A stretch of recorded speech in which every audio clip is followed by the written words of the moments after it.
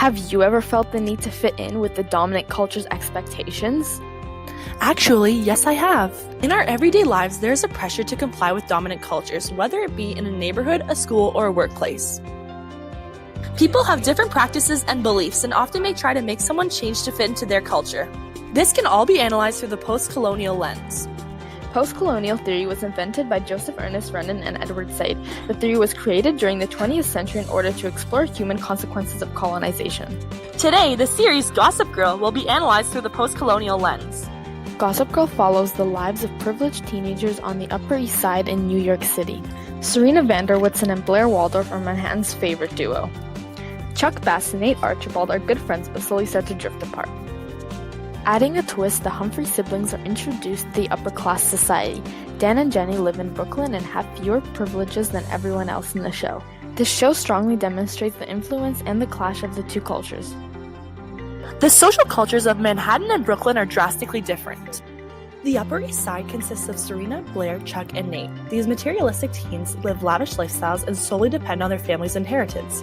They have access to grand penthouses, maids, and exclusive parties. The Humphrey family's financial status is much lower, therefore Dan and Jenny must work in order to sustain a living and to be able to go to the upper-class school in Manhattan.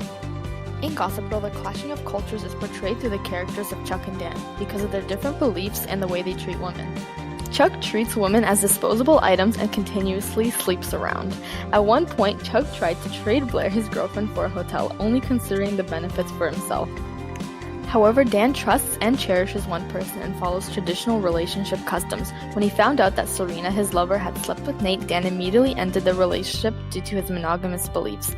In this friendship, Chuck represents the typical upper-class male teenagers, whereas Dan refuses to comply with this dominant culture. At the end of the show, we found out that lonely boy Dan Humphrey was the person behind the news-exposing tool Gossip Girl. This means that all along, Dan felt the need to fit into the Upper East Side culture. By exposing others' secrets, he might have felt that he was more attached to all the drama and this exotic lifestyle.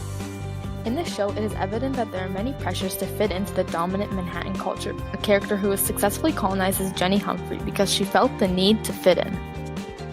Jenny was easily influenced by Blair, the queen bee, who colonizes her into her clique by forcing her to change her appearance and dress like Blair. This change causes Jenny to lose the respect of her family and part with the practices of her oppressed culture. By examining these core examples through the post-colonial lens, Gossip Girl highlights the colonization and clashing of two diverse cultures.